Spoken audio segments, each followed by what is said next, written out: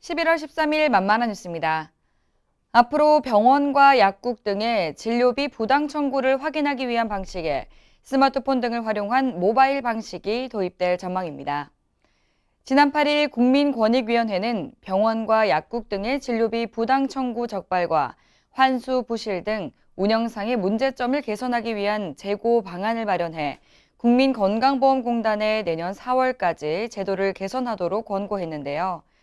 건보공단은 국민건강보호법과 의료기관 업무 처리 지침에 따라 연 4회에서 6회 병원과 약국 등의 진료비 부당 청구가 의심되는 진료 내역 일정 건을 선별해 보험 가입자들에게 진료받은 내용 안내를 우편으로 보냅니다.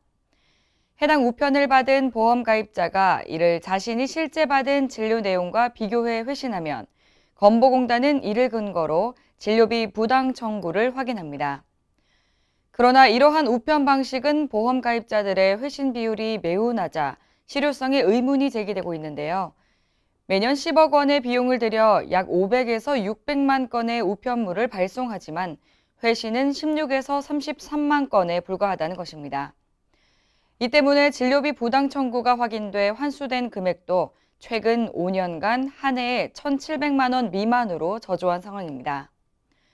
권익위에 따르면 회신된 우편물은 사실관계 확인 없이 처리되는 경향도 있고 또 정상적인 회신건만 시스템에 입력하고 반송건은 단순히 목록만 기재하는 등 체계적인 관리가 이루어지지 않고 있었습니다. 이에 권익위는 진료받은 내용 안내에 대한 회신을 편리하게 할 수 있도록 모바일 발송과 신고 방식을 마련하도록 했습니다.